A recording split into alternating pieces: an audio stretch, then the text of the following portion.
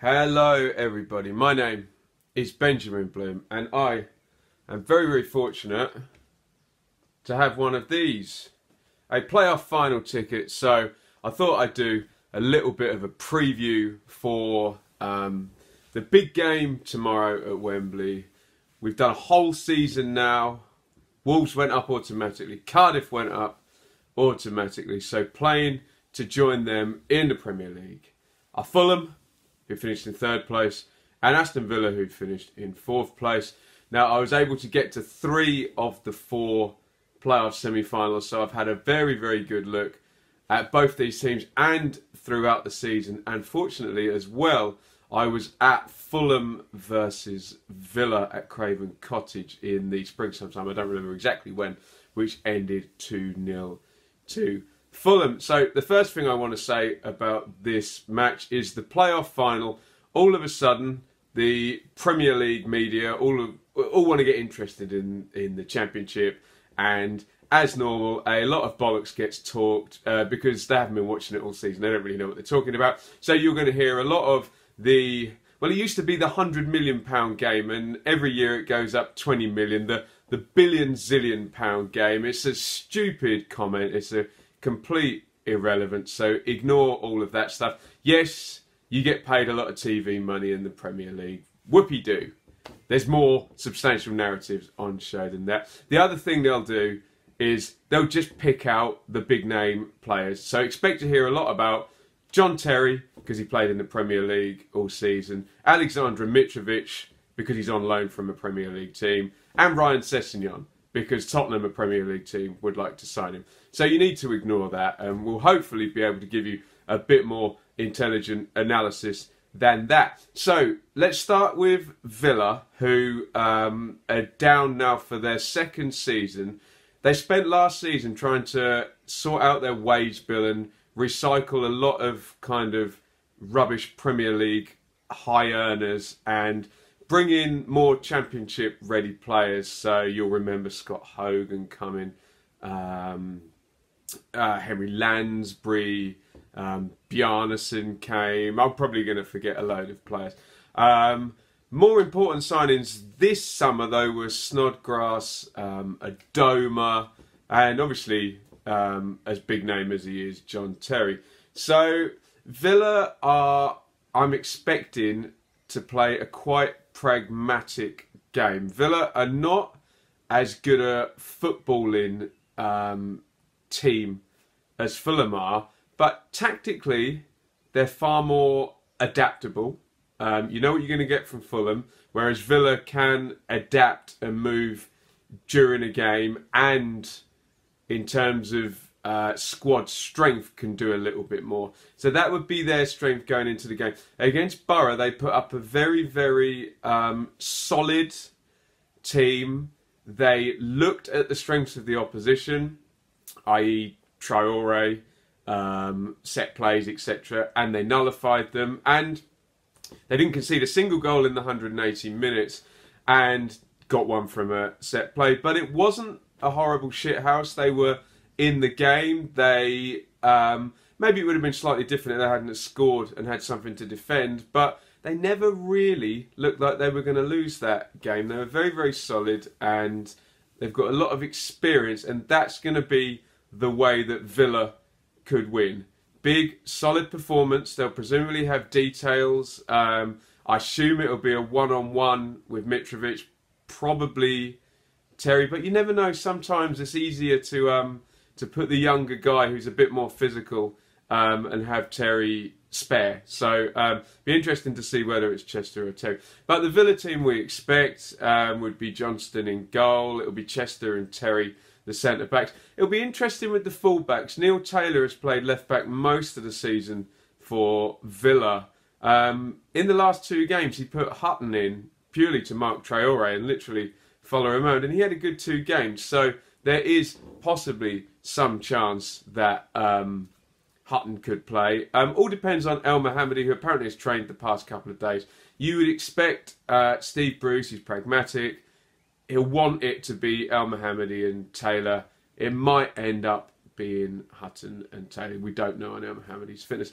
The midfield, Villa don't subscribe to the 4-2-3-1 that a lot of the league does. It tends to be one sitting in front of the back four. It's been Whelan for most of the season. Could be Jedinak though. It was him in the past couple of games versus Borough. I'd need a more knowledgeable Villa fan than me to say who it will be and why. But so one of Whelan and Jedinak will be sitting. Expect if they're defending the lead to see both of them in there at some point. If they did start with both of them, I would think that very defensive on Bruce's part, because where he can win the game, he's got these excellent midfielders. He's got Adoma and Snodgrass wide.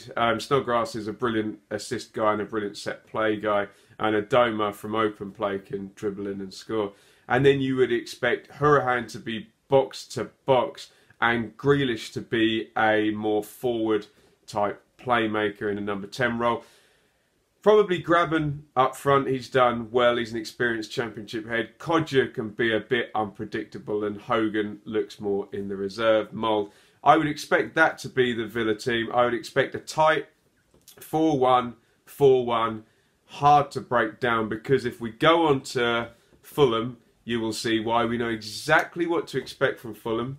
They've played the same way, not just all this season, but last season. I've seen them demolish my team, Ipswich, on 4 occasions. We knew exactly what was going to happen, but we weren't good enough to stop them. Aston Villa, however, are a different kettle of fish.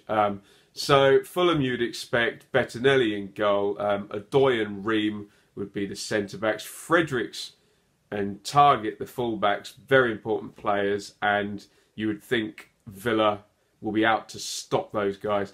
Brilliant midfield, absolutely brilliant. The balance is superb. McDonald will sit and hold. Kearney is a deep-lying playmaker, not like Grealish. He'll do his damage from farther back, which is good for the spectacle of the game, because it means that Villa can't really sit off too much, because Kearney likes to operate further back. Johansson is the box-to-box guy there for them. And the front three will definitely be Sessegnon, and it will definitely be Mitrovic. I would think, given that Villa are going to kind of be quite pragmatic, I expect it to be Piarzon, but it could be Ojo, and it's even less likely to be Camara, although we did see Camara in the right forward position when Fulham were chasing the lead against Derby. So the game's predicated on how Fulham play, i.e. trying to get the fullbacks forward, a rotation in midfield, but as I said, Kearney, a deep-lying playmaker, but the three of them are all comfortable on the ball and all do move around, but primarily McDonald holding and Johansson box to box. I would expect Villa to try and clutter up that area and stop those guys. This is where you'll get the know-nothing Premier League media thinking that Sessegnon's some kind of dribbly Gareth Bale type left winger. Of course he's not. Where Sessegnon can be really dangerous is if they get these overloads with Target coming down the line from fullback, one of the centre midfielders supporting. If you look at most of Sessegnon's goals, they're kind of sniffer goals, reacting, getting in off the last man, and getting in there. So you would suspect Adoma was very selfless against Traore for Villa. You'd expect Adoma or Snodgrass, whoever ends up on that side, to be doubling up, stopping those fullbacks coming forward. I hope to God it's a not too defensive game, but I can see Villa, and why wouldn't they, thinking, right, we're going to win this one 1-0. We're going to set up. We'll have a man on Mitrovic, either Chester or Tech, probably Chester, I would think. We're going to have our two attacking wide players with good defensive responsibility. They've both got to follow Fredericks and Target. Fredericks, by the way, is lightning quick. So the starting position, and if it is Adoma on the left, who's quick himself, needs to be further back. So expect that to be a standoff there. Might get cluttered in midfield. I hope you don't see Whelan and Jedinak from the start. It should be, I think it's going to be Whelan, Hurahan. I hope Hurahan's position isn't too far back as well. And they'll try and push out, get counter-attacks down the wide positions. I don't see Grealish having 100 touches in this game, although he still can affect it. He's an excellent player. And Graben's not a battering ram like Mitrovic is. So there's not going to be necessarily a long direct ball forward to him. So the way it could well pan out is a very tight game and either side winning by one. If Villa can hold Fulham at arm's length, then, you know, perhaps they can nick that goal. You'd expect Fulham to be over 60% of the possession, and even if they have got that high position, I don't think Villa will be bothered, because I think they've proven against Middlesbrough in the semi that they can hold a decent team out for 180 minutes. From the purist point of view, I'd like to see Fulham do it. I love the way they play. I'd like to see Sessegnon get a go in the Premier League. I'd like to see Kearney get a go in the Premier League. I'd like to see Jokanovic get a go in the Premier League. Villa are a great club. Whenever I go to Villa, it smacks of a huge, big, massive, whatever word you want to use, club. You would think that would be more a triumph of status if Villa did it, their ability to pay good wages and bring good players in and get a pragmatic manager. So whoever wins, obviously, you know, it wouldn't be a big surprise either team winning. It's fairly evenly matched. I do like the away day at Fulham, but I do like the away day at Villa. So I think it's going to be a close one. Hopefully there'll be more than one goal in it, but it wouldn't surprise me if there was one goal in it. Oh my goodness. My heart says Fulham, my head says Villa, and I'm going to sit on the fence there.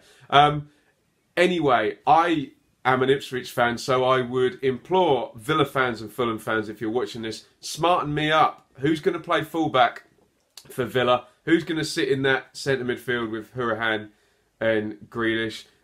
Fulham fans, who's going to play in that front right position? I think it will be Arsene. How do you see it all going? And what are your score predictions? If you're going to be at the game and you're in the Fulham end, let me know. I'll be swarming around somewhere there in the upper tier. Please follow me on Twitter at Benjamin Bloom. Subscribe to the channel here. Give us a thumbs up. Give us a comment. Let us know your predictions. And look out tomorrow night, if you're not too enthralled by the Champions League, for my match review. Thank you very much for watching. Goodbye.